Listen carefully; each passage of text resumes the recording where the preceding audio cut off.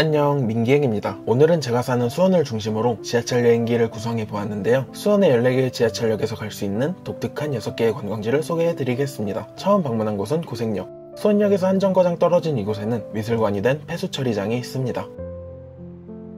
이름은 고색뮤지엄. 1층은 공용공간, 지하 1층은 미술관으로 활용되고 있는데요. 미술관의 입구부터 폐수처리장의 구조물이 그대로 남아있었습니다. 2005년 준공되어 2015년에 폐지된 이곳은 문체부에서 지정된 폐산업시설 문화재생 사업으로 재탄생하게 되었고, 현재는 기획전시가 진행되고 있습니다. 콘크리트에서 전시되는 전시물들과 공간이 주는 역사가 만나 힙하다고 느껴진 미술관이었습니다. 다음 방문한 곳은 매교역. 100년의 역사를 자랑하는 오래된 건물이 있습니다.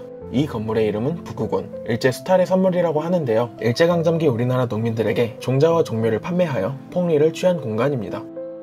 1층은 시청각 자료를 비롯하여 2층에서 북우곤의 역사를 자세히 알 수 있었고, 일제강점기 이후 수원검찰청부터 교육원, 경기도당 당사와 내과의원까지 북우곤의 숨결을 느낄 수 있었습니다. 현재는 일제강점기 북우곤의 역할을 고스란히 전시해 놓았으며, 근현대 농업사의 업적으로 국가등록 문화재로 지정되었고, 수원 근현대를 이해할 수 있는 교육 및 학습 공간으로 활용된다고 합니다.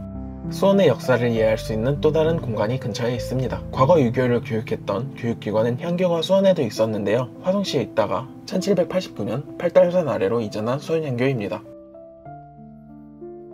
수원향교는 입구가 아닌 연문으로 입장할 수 있으며, 과거 유생들이 공부했던 명륜당이 맞이하고 있습니다. 명륜당 위쪽으로는 유생들이 기숙하던 동제와 서제가 있으며, 동제는 양반, 서제는 평민의 자식이 기거하였다고 합니다. 생활공간이 있었던 동서제의 뒤로 보이는 또 하나의 문, 재향의 공간인 대성전으로 가는 문이었는데요. 평소에는 굳게 닫혀 있으며 행사를 할 때 개방된다고 합니다. 담장 너머로 보이는 대성전의 모습. 다음 주에는 향교에서 1년에 2번 있는 행사 중 하나인 석전대제로 민간인들에게 전부 개방된다고 하니 그때 방문해보면 좋을 것 같습니다. 수원시청역에는 중국정원이 있습니다. 10번 출구로 나와 신호를 건너면 경기아트센터가 나오는데, 다양한 공연과 전시를 하는 이곳을 뒤로하고 아트센터 뒷마당에 있는 야외공연장 쪽으로 쭉 가다보면 정조의 충효를 담아낸 근린공원, 효원공원이 나옵니다. 월화원은 효원공원 안에 있습니다.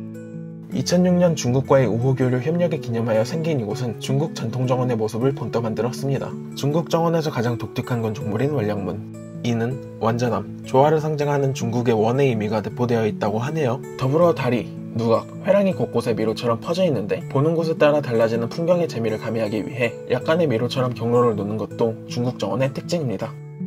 부흥사와 옥란당을 지나면 중국 정원의 또 다른 매력, 호수가 나옵니다.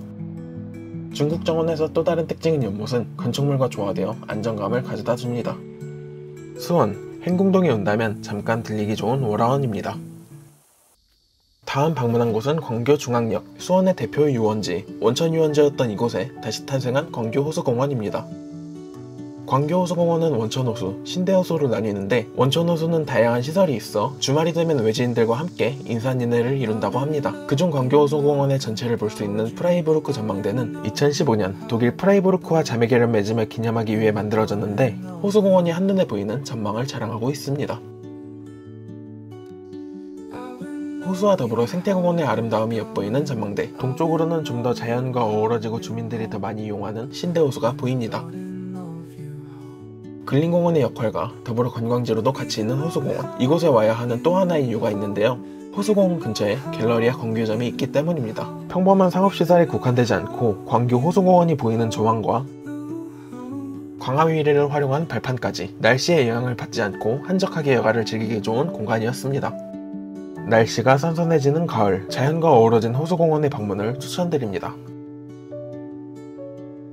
마지막으로 추천할 관광지는 광교역에 있습니다. 수원의 역사를 제대로 이해하기 위한 관광지, 수원박물관입니다. 수원의 유구한 역사를 기록해놓은 이곳은 수원역사박물관과 더불어 한국서예박물관이 2층에 자리 잡고 있습니다. 2층 수원역사박물관에서는 신석기부터 근현대까지, 특히 정조대왕 때 비약적으로 발전한 수원의 역사를 기록한 공간과 수원의 근현대를 제안해놓은 공간, 더불어 근현대 수원의 기록물들을 전시해 놓았습니다. 수원역사박물관에 나오면 수원의 옛 모습들이 담겨있는 사진이 전시되어 있는데 정말 감회가 새로웠습니다. 수원역사박물관 맞은편에는 한국서예박물관이 있으며 유일하게 상설 전시실을 갖춘 서예박물관이라고 합니다. 서예의 변천사를 확인할 수 있으니 같이 방문해 보시길 바랍니다. 오늘도 시청해주셔서 감사합니다.